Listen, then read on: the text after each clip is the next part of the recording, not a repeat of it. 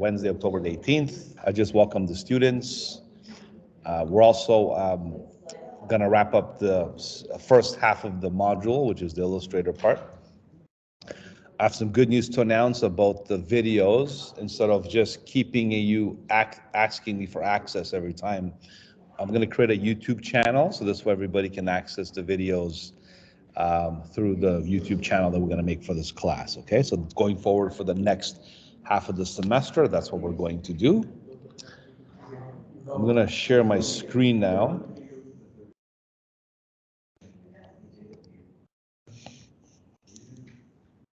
So this is class number 7, week number 7. So today is going to be an overall review, okay?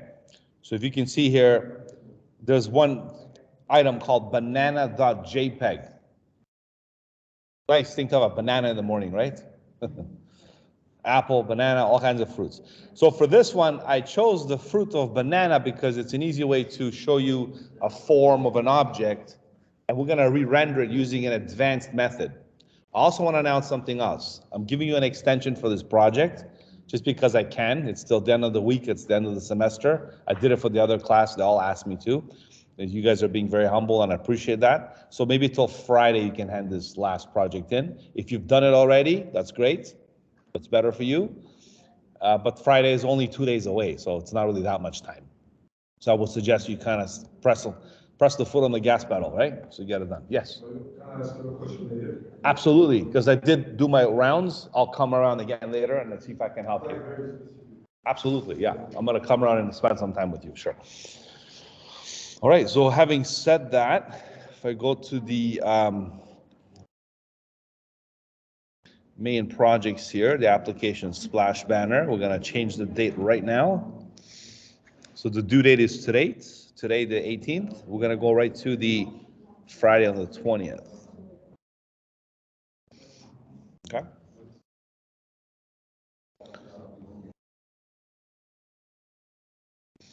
Also, we're going to be starting the next module. Is it November when we start?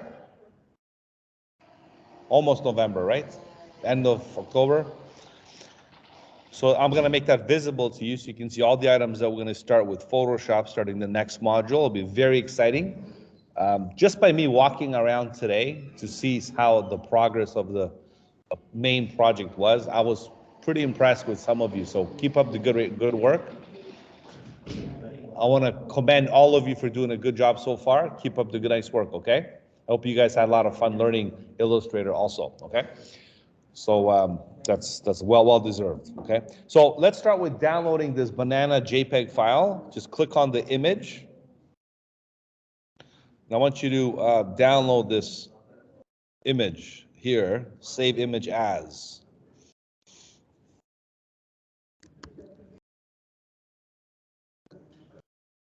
Once you learn how to do the banana, you can do pineapple, apple, whatever fruits you like. You can even do someone's face. The reason why I'm not doing a face is because it's going to take us like 5 hours, okay? So I'm going to do banana, still the same technique. I'm going to teach you how to do advanced rendering techniques in Illustrator, right? So it's more realistic, right? If this helps you with your project for Friday, we want to do something in addition to what you've done. I don't mind if you mix it up a bit and throw it. This is not necessary.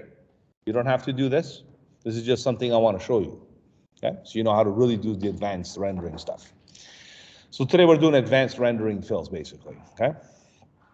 Another thing is, I want to also do a continuation of the logo challenge. We'll do that to start off with in the morning, just do the warm up, and then I'll show you like a layout that I did yesterday for an ad. We're doing a big show this Friday. It's a big convention show here in the Toronto Congress Center. If you guys want to swing by, I'll be there all day actually. So we're doing 2 companies we're presenting, but there'll be it's a dental show mostly, right? So some of the ads that I did, let's first do this and then I'll get back to this ad thing. So let's go ahead and download. You probably already have it. Download it already.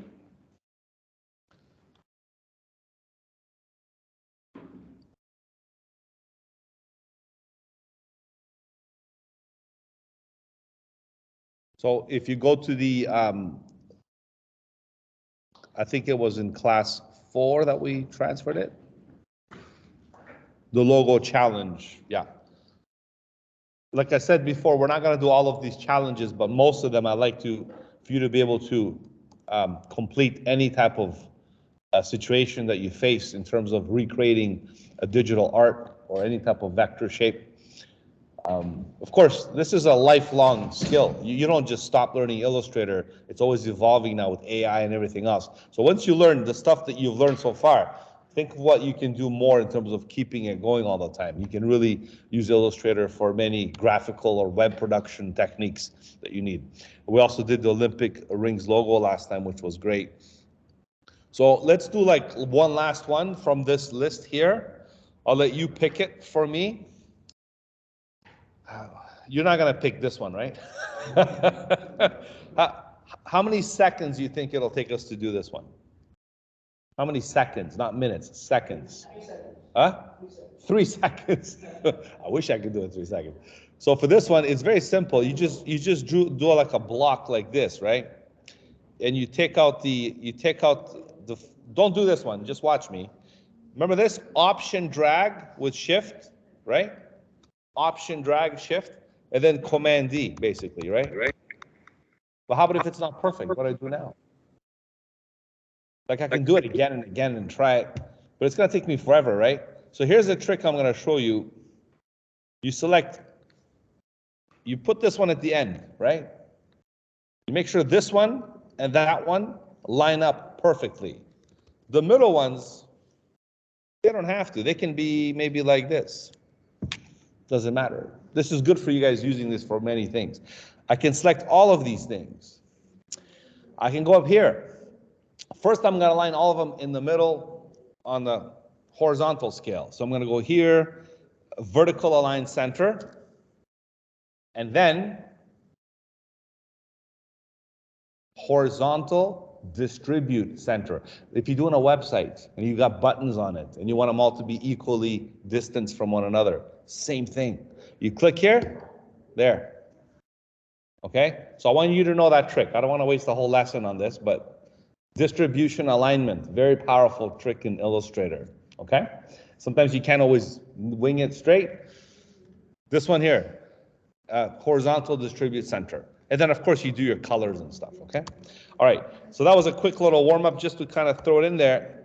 I would like to hear your suggestions for this one. So go ahead and point it out for me if you want. Sorry? First row? This one here? Okay. I think this is a good one, actually, because it entails clipping masks and some drawing skills and stuff. Yeah, because we did all the other ones. Remember, rotate, step and repeat. Most of them do entail that stuff. This one is drawing the house. It's really simple. This one is drawing, flipping. So a lot of the stuff I like the fact that you feel confident you can do. But this one, maybe it's a little good refresher for doing this. Everybody okay with this? Agree? All right. So let's go ahead and zoom into this particular, what is this called? What do you think this describes? What does it look like? A what? A shell or a guitar pick. Who plays instruments here? The guitar pick. Looks like a guitar pick. Could be a shell too, or a little triangular kind of shape there. So what we'll do first is this. We're going to use the pen tool. We're going to press D for default. We would take off the white fill, so there's only a black stroke. We zoom in. We basically click here, and we click over here, and we trace this. And we click again here, then we click over here, and we option make this a little smaller. Keep it always perpendicular to a straight. See, this is 90 degrees, right? Right? 90, this is like 135. Always keep it 180, right? Like that. So this way, when you close it, it's nice and even. So I'm gonna have to do this for all of them. But I want to show you something different. I want to show you something different. I'm thinking of showing you a different method. So Let me try this one, because I can do this and trace it and take some time doing that. Instead of doing it this way, let me show you a new method that was introduced, I'd say a few years back. What I'll do in this case is I'm going to trace the outer edge first. So I'm going to try over here. I'm going to trace the outer edge first. So I want to show you as many new possibilities as I can so you can learn different things, right? So let's do this one also here like this. Look, I'm using the arrow, down, down, up, up, while I'm drawing, see? So I'm gonna go all the way up here now. Make sure this is continuing.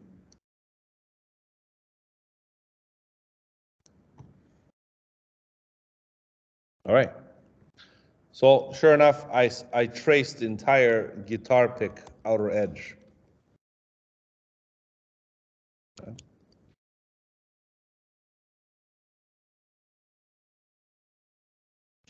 Now, I'm going to do this part.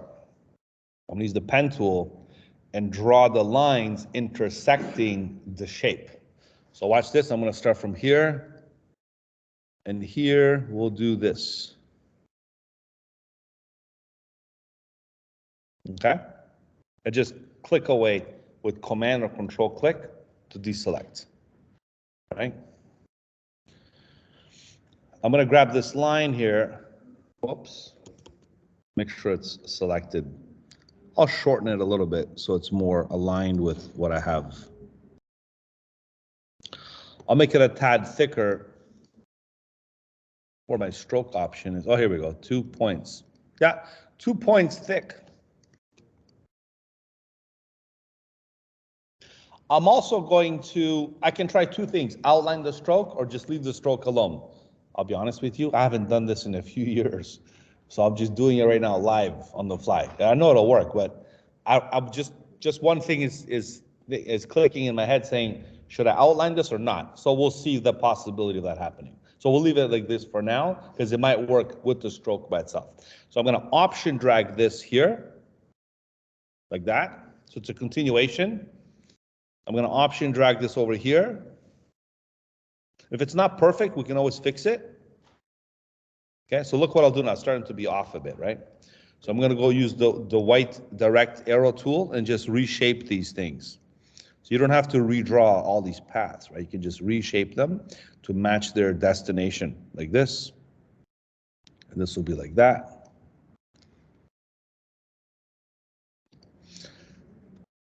If this has a more calligraphy look, I can teach you how to do that as well with the width tool. Very, very useful method. See, Illustrator introduced all these new methods. For every version they release, they have to do the new update. So they do have a lot of new things they can do. So I'm really experimenting here with this, but I think it'll work just as good as the other methods. And I want to teach you this, so it's a good thing to learn how to do this. Okay. Is this called the glitter method? The glitter method? Because you're making the glitters? Sorry. Is this called the glitter method? Because you're making the glitters?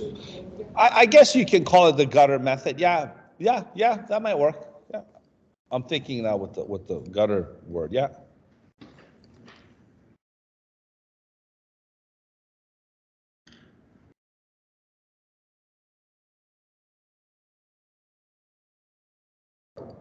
Right?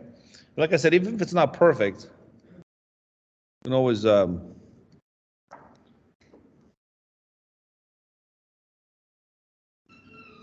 restructure it there. So you see, my approach is different than any other approach before. My approach is different. I didn't want to segment all these like the gutter method. I actually took a bunch of lines and intercepted this object here. As a matter of fact, I'm going to take this object and give it a fill, like yellow, so you can see exactly what I did, right? I have a yellow shape with a bunch of lines intercepting it.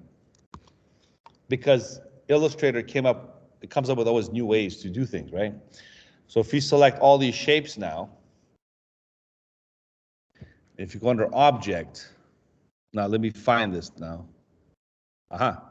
Live paint. This is the method. It's called live paint, right? Which will work with the gutter method too. So we're gonna go live paint. We're gonna make the live paint by selecting everything together, right? So notice how it just changed the selection a bit here, right? It changes the whole thing, which we're not gonna do that, obviously. And then there's also another tool. Now, if I can find it here, let me just, oh, that's not it here.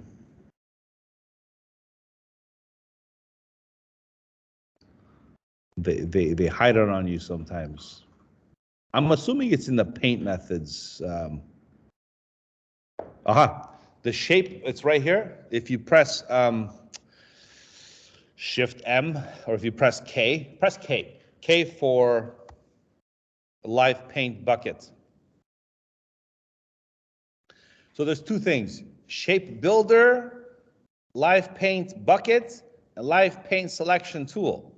The shape builder, what it does, it builds the shapes when you, I guess, fill them. So ignore that for now. The live bucket selection tool is what selects the shapes. So I would suggest first thing you should do is go to the live paint selection tool. You see, it's like integrating a Photoshop pixel method with object-oriented method like Illustrator. So what you're doing is this: you're just selecting all these. You're just doing confirmation. You're confirming everything is like that. Good. Just like, you don't have to click. I'm just showing you how this method works, right? Perfect. Right?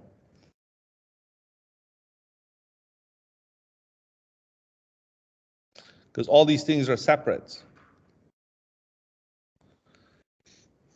Now, this is my question. Should I have outlined this before? So I'll find that out in a second, okay? So let's go ahead and do this now. We're gonna go to the live paint bucket. So live paint bucket. And I like this one because you can see a little color swatch. So if you use the arrow keys, let's see if this still works. See, left, left, left, right, right. I'm picking different colors, see? By using left, left, right, right. So I could have strategically set up my color palette with those colors to begin with, and then pick the right color. But for now, because I didn't do that, I'll just pick random colors, okay? I can always change the colors after, not a big deal. So let's go with this bright green here, click inside, that's what happens. Next color, turquoise blue, click inside. Next color, light blue, click inside. Next color. You don't have to do next color. You can actually go and pick any color. You can pick any color, right? And go here and click inside. You understand? You can pick color from the color swatch. You don't have to go left and right. I'm gonna go pick maybe this color, right? And I'm gonna go pick this color here. And finally, I'll pick maybe an orange color over here, right? So I did that using a live paint bucket method. I'll be honest with you, I don't use this a lot, but for something like this, it might be faster than retracing, right? So it's good to, the more you know, the better. So now what happens is this. This is all broken up.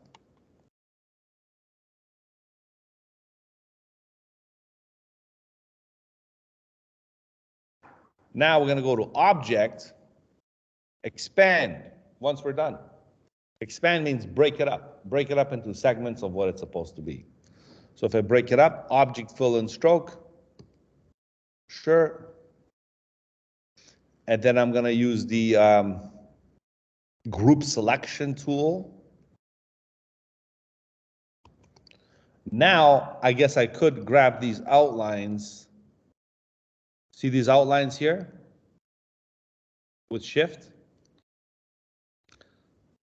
I'm gonna grab these outlines right now. And not this one.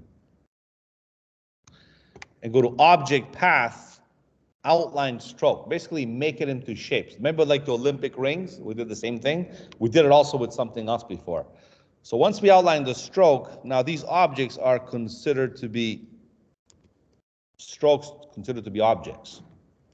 So now if I select this, And then if I go to the Pathfinder, it looks like a lot of steps, but it's not. Once you understand the object of how this works, it's easy. And then you go use divide, the divide filter, and now I can start picking it apart.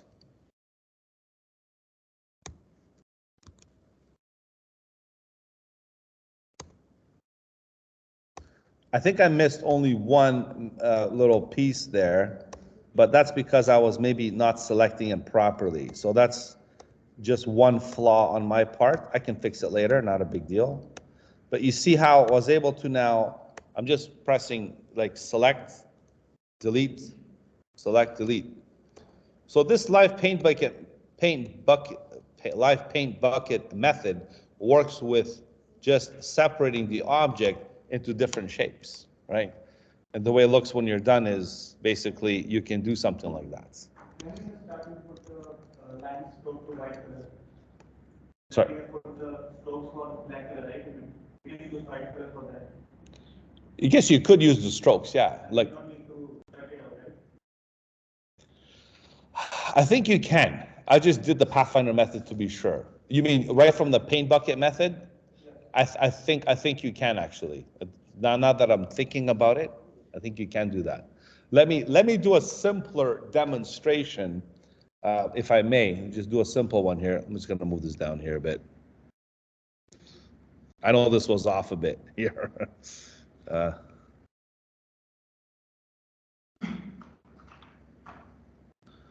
Alrighty. Okay. So let's do. Usually, I remember doing this a few years back with the fish example. So you draw basically this here, this here, right? There's a little fishy, right? You can just draw any shape you want.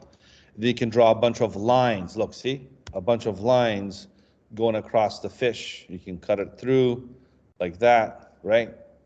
Just same approach, what I did before, except not as tedious of a process. And then go back to, you don't even have to honestly even go here. You don't have to activate this. I think it'll do it as soon as you click on this tool. As soon as you click here, it'll do it, the live paint bucket tool. Then you can just go and just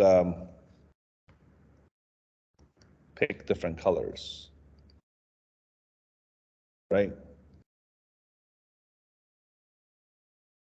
See what I mean? You can do it that way. So what you're saying is now delete it now with with the shape builder tool. No, with the live paint selection tool. I guess we can if we zoom in closely. No, it'll break it. I don't think it'll delete the line. You can delete that, but you can't. See what I mean? That's why it works. So I think you have to do the process of what I did earlier. You can delete these. This is no problem. You can do this. You can do this. This will work actually. You just click on the outside. So I'm using the live paint selection tool after I use the live paint bucket tool. So what you do is you switch one to the next one. That's it. And you simply delete the outside leftover portions. And then basically you have a clean looking design like that. So it's all good, right? And you can then resize it and stuff, right? It's nice. But to get rid of the stuff in here, that's a little more tricky. You might have to break it up and convert the thing and delete, delete, delete. That's what you might have to do, okay? Just like I did with the other one. I'm not gonna do it again, but pretty much that's how, unless I do this. No, see, it's not gonna work. If I do it the other way, yeah. So those are your methods, okay? If this can help you in any way, I hope you can utilize this method, but it's a good little way to do something with the live paint bucket method tool, okay? All right, any other logo challenges, or you think we should move on to the banana now? The advanced stuff, okay? Oh, one more thing I want to show you here with this one. This one's really important. I know it's simple. Let's just say I get rid of those, right? Another way to create these objects interfering, because this goes in line with what I'm teaching you today, the advanced blend. Because the blend tool is by itself. Look, it's always been a lone ranger. All these other tools have other subsequent tools, and a lot of them are tedious and miscellaneous. Some of them I never got into, like,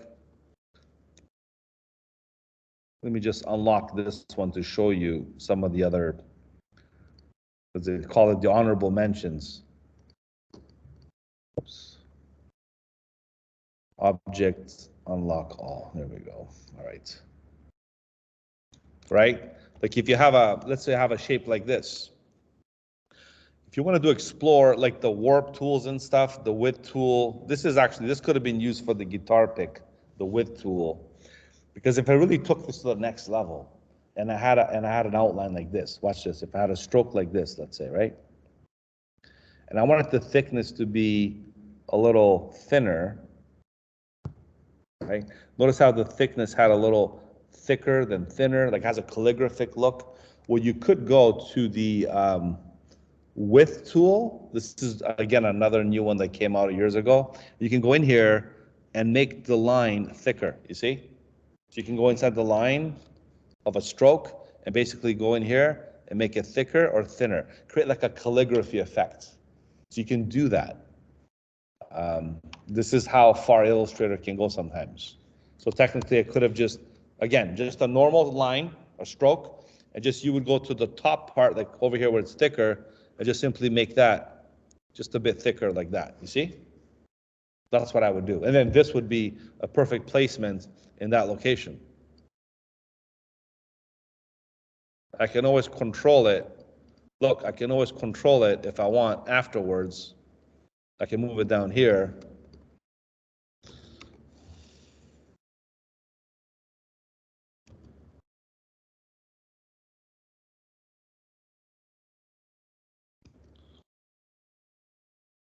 It'll be very precise.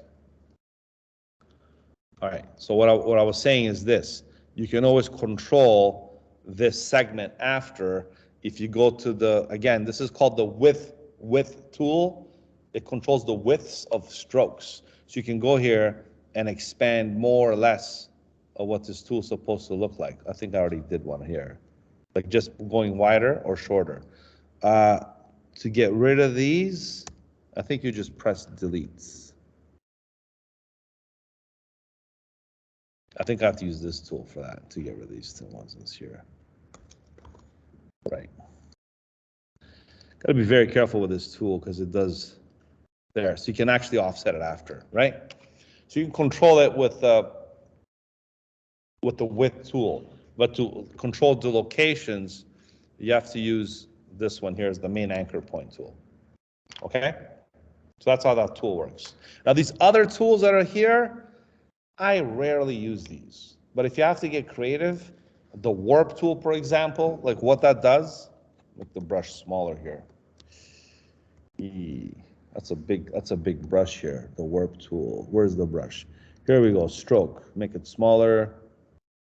Make it smaller. Oh, 0.5. Let's go to a smaller one. Trying to make the brush small. Anyways, look what it does. You can actually go ahead and warp the objects to make it look more kind of like cartoony or bent, basically. See?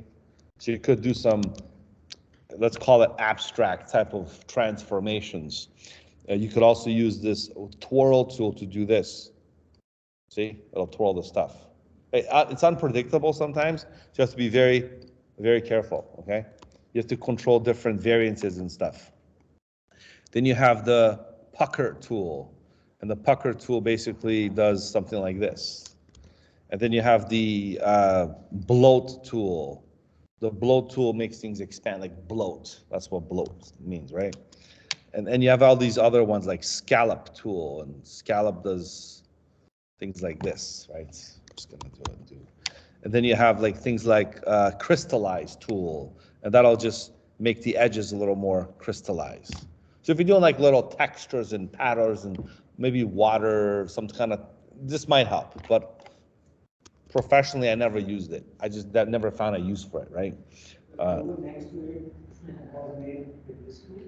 Wrinkle tool. Right, so there you go. So the water reflection maybe or something. Sorry, which one's he? The logo next to it. Uh-huh. Splash one, right? Which one? The splash?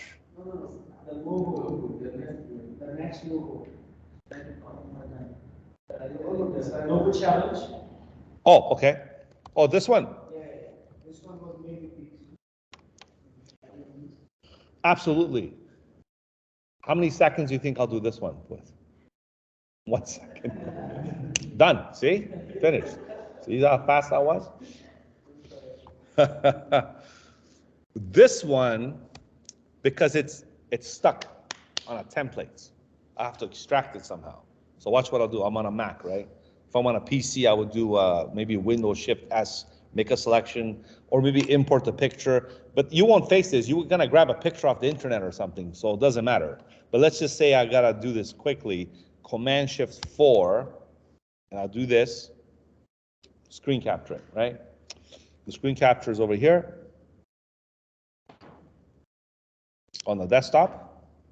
If I go back to Illustrator now, I'm just going to bring this, drag it to Illustrator, embed. Embed means make it part of my file.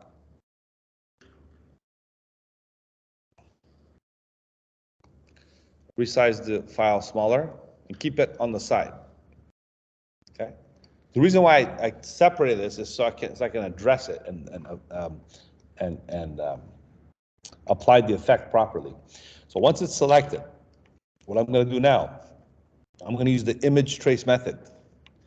The image trace method, it's good if the resolution is clear. This is not a good resolution. So I'm better off doing this from scratch maybe, but even then, like, who's going to guess these pixels? They're so random and very, very poorly kind of captured. So what I would do in this case is I would do image trace, but click on the side here, and I would do maybe black and white logo. Oh, never mind. Let's try another one. I would do maybe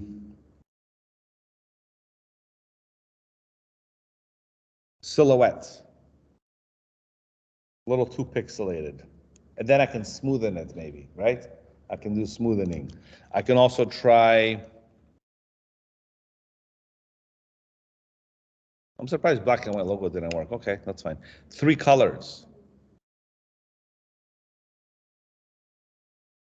3 colors might work actually, because 3 colors give me the blue, the light blue, and the white.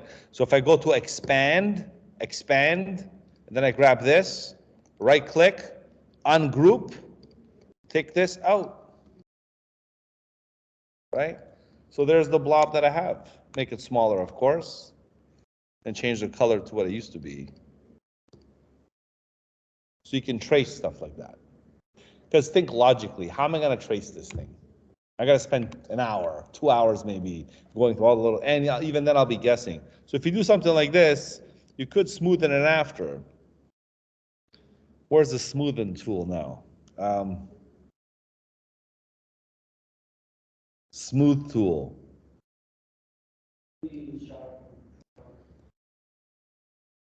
Oops.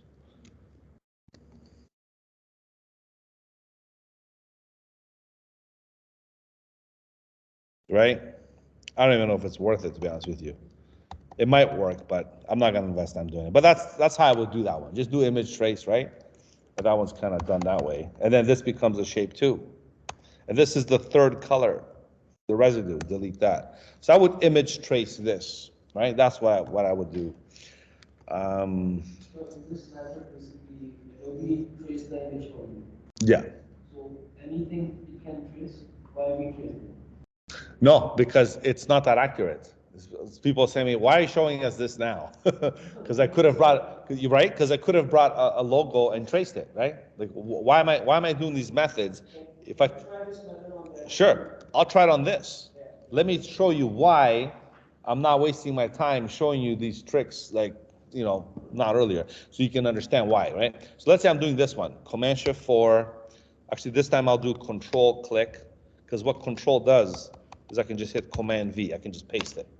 It's a screen capture and a screen capture in a command copy and paste method. Okay, so here we go. Here's another thing that I have. So let's say, okay, so let's see how accurate this image trace tool is. So if I go here, how many colors do we observe? Green, blue, orange, white, 4 colors, right?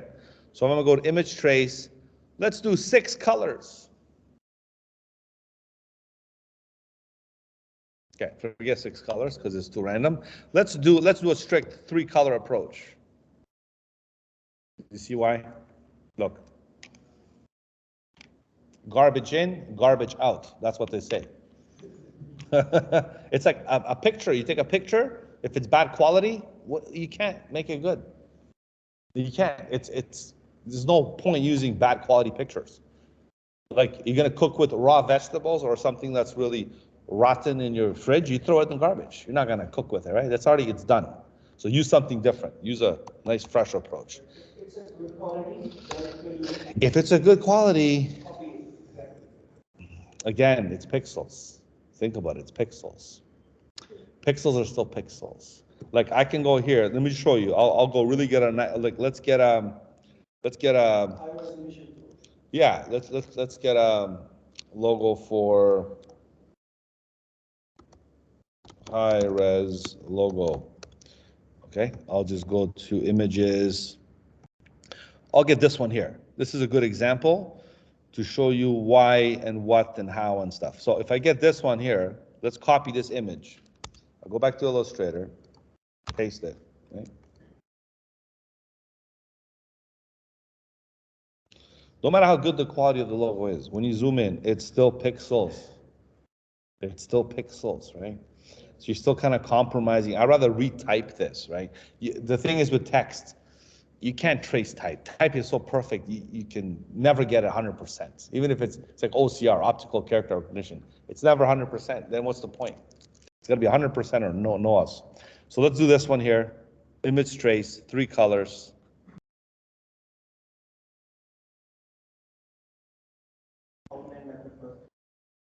With we call lens of what?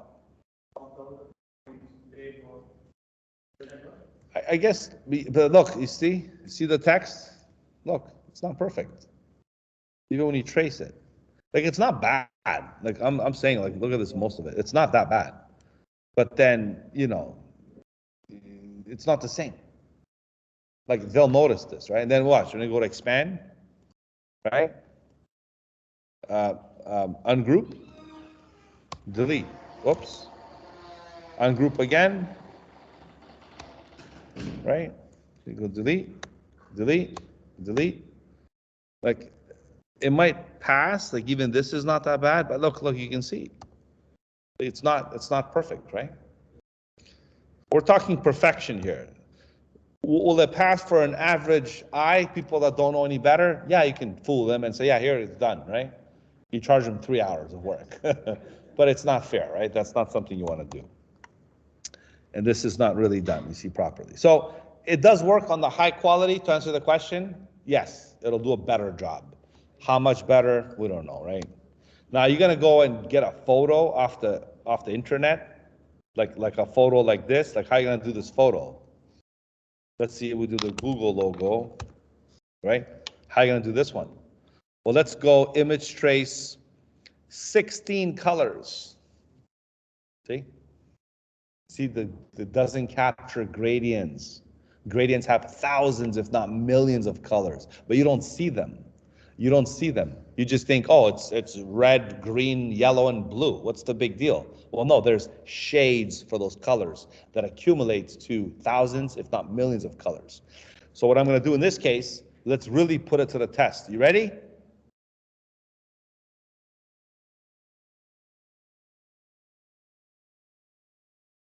High fidelity photo. That should do millions of colors, right? Let's try it. There.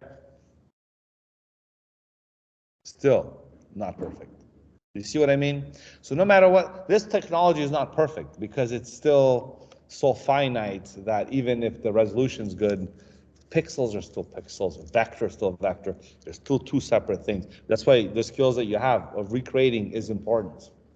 So there are so many platforms out there, you give them some details and they make a logo for you. Is there something for Adobe as well? There's what, sorry? There are platforms online, Uh-huh. you give them some information and they create a logo for you. Like AI, right? Like AI. Is there something Adobe has to do? So Adobe's the root program to make stuff. It's for creators, designers. So this way, if you can ask them to make you something, it's never going to be what you want. That's not a bad starting point. You might get ideas.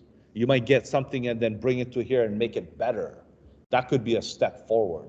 But there's nothing here to maybe even with the new Illustrator, with the suggestive thing, there's nothing you can do. Who knows, maybe the next version with AI Illustrator can come up with it. Yeah, yeah, you could. I know a lot of websites that have a similar thing too. But I just caught this other tool here, the Puppet Warp tool. I never showed you that, did I? Let me just show you how that works. For that case, I have to trace something.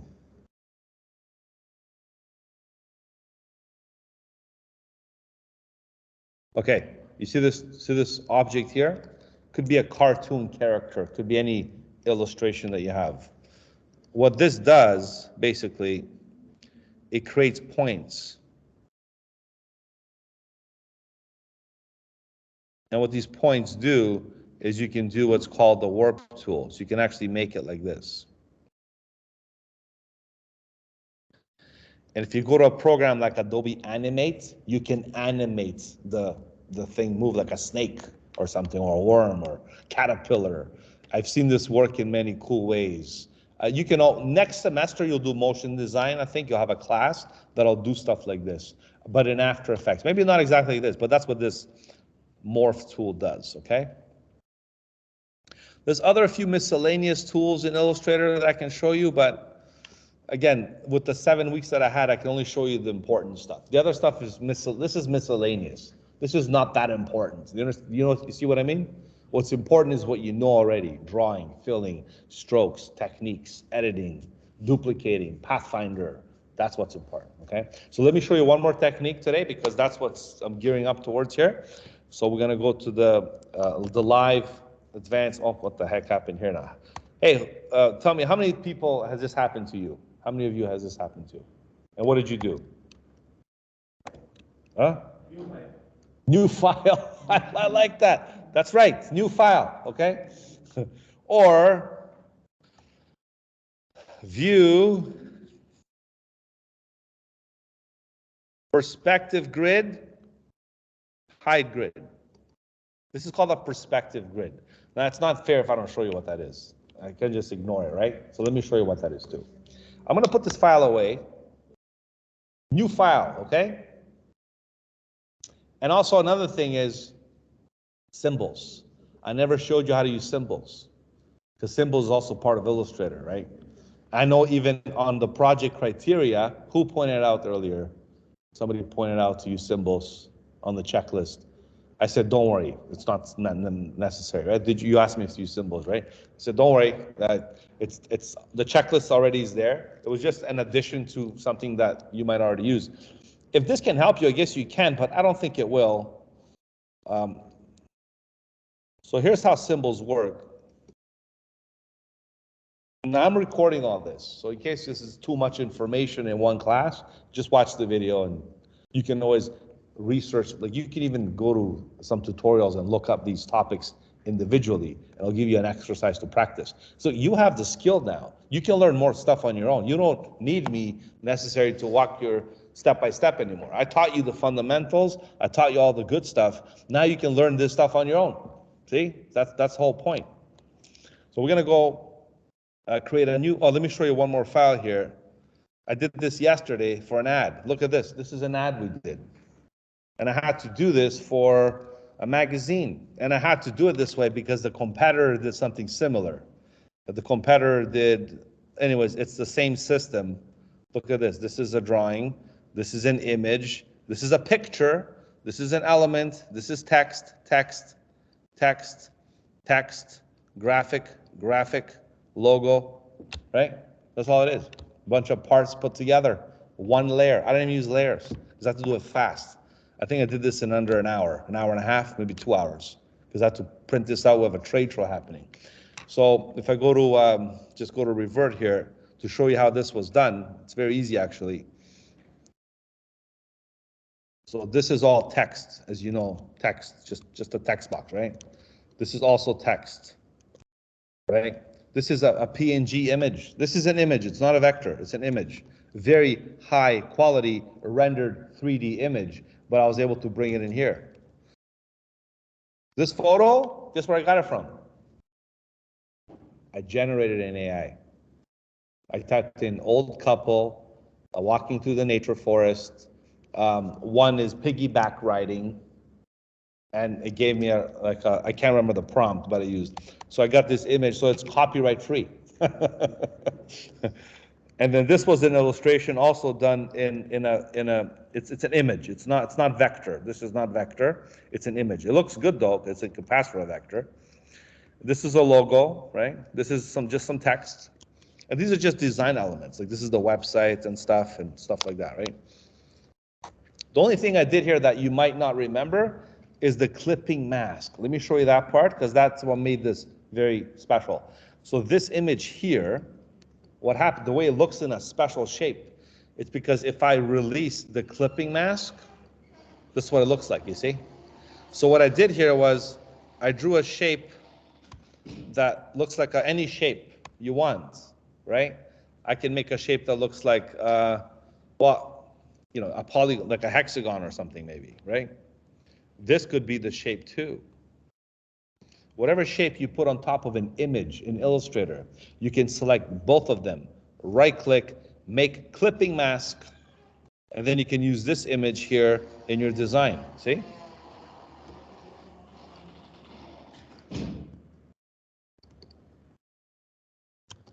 Doesn't look so bad after all. Hey. You can go check, yeah. You want the light on so you can see? Go check first.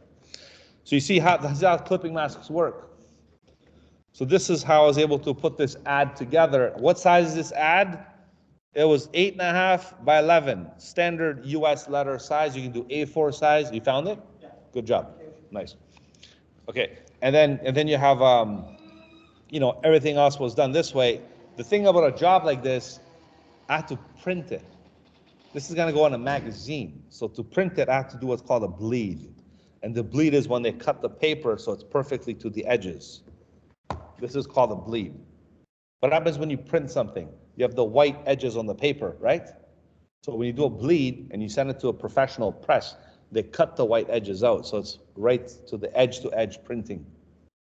Some printers can do that today too. So to show you how this was done again, I'm showing you production level stuff. This is not web production, this is print production, but hey, we're not too far from one or the other. I want you to know both because you might have to print stuff, who knows, right? Web print, you might have to do one or the other. So let's go to revert to the safe version, right? So what I did here was when I went to document setup initially, here's the bleed, 0.125 of an inch. If you add decimal 1.25 and add decimal 1.25, what is it? Decimal, yeah, it's too early for, who's doing math this early in the morning?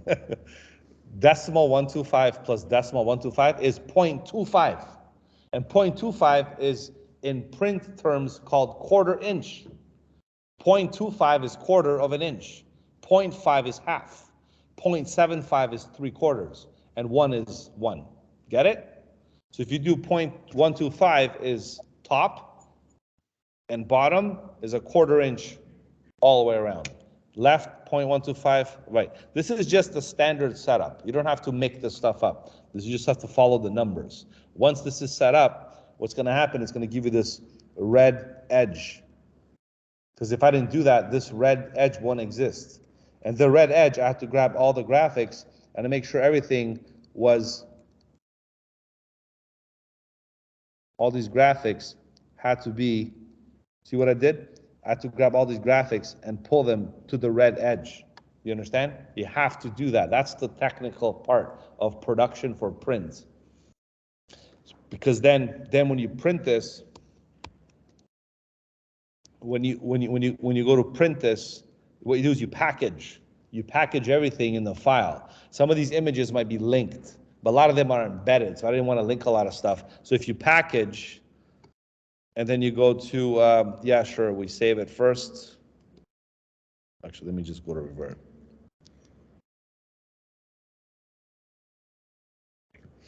So you go to File, when you finish the production job, for this works for web too, web or print. The only difference is the bleed marks for what I did for print. So you go to Package, you choose a destination like the desktop. You should also do this for your web banner, okay?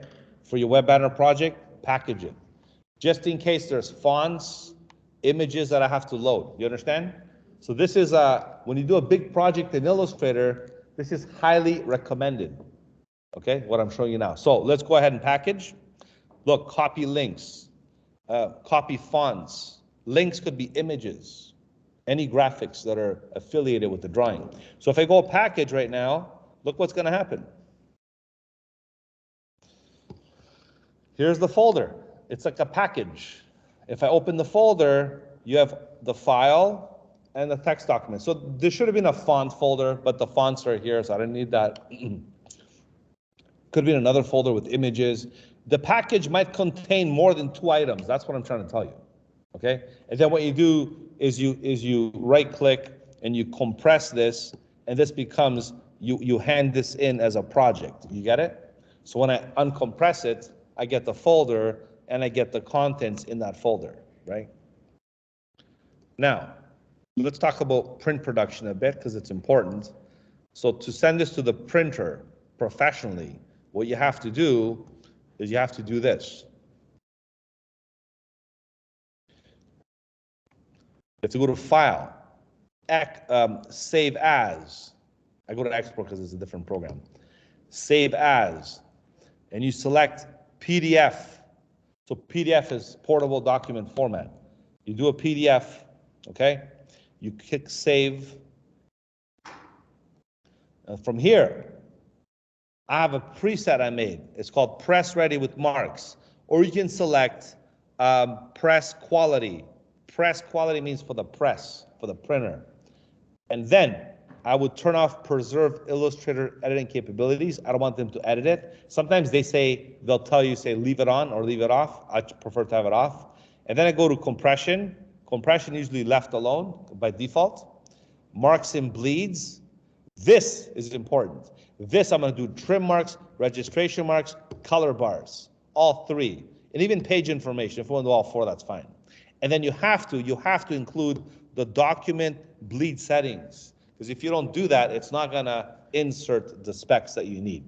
So once you do all this stuff under the press quality marks and there's output advanced, this you don't have to worry about. Once you hit Save PDF, now, my friends, you're going to have what's called a print-ready PDF file ready to go to the printer. And this is what it looks like. You open up a bag of chips or cookies or something, you see the color bars on the packaging, right? See, he puts the colors right there. Sometimes if they're custom colors, it'll give you those colors too. So you got the grayscale colors, the other colors there. Let me double click to open an Acrobat to show you what these crop marks look like, right? Because what you'll see is basically this. See? So when you give this to the printer, they'll appreciate you. They'll say thank you, because that's what we expect. Because when you print something, they gotta know these marks. These are called registration marks. They line up the plates. There's 4 plates: cyan, magenta, yellow, black. 4 colors. They put it together, and then they line it up. Then they do all the stuff. They got their color information and everything else that goes with it. If there's Pantone colors, they're added in there as well. This is how they process the job. Otherwise, they'll reject it. They'll say, we can't print this. Give us a proper, ready PDF. And Illustrator is more than capable to do that. I think it's only fair to tell you, not just for production for web, but for print is a big, big game changer. Most graphic designers, the whole industry uses Illustrator too, for print, not just web, okay? So it's used for many different things. All right, so that was a quick little crash course on pre-press. You might find this helpful, so that's why I thought I want to share it with you. Okay, you're welcome. Okay, so now, one last thing. We'll do the next one. Well, let's grab a little break, okay? We'll grab like a 10-minute break. When we come back from break, we'll do the actual 3D banana rendering exercise, and then we'll get into the, finalize the module, okay?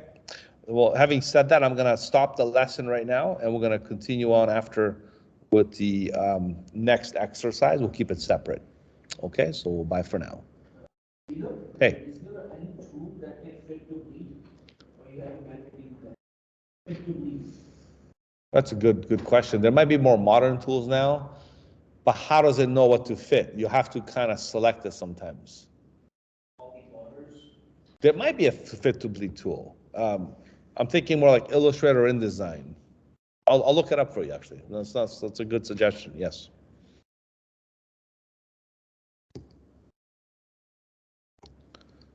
I'm gonna have to go here.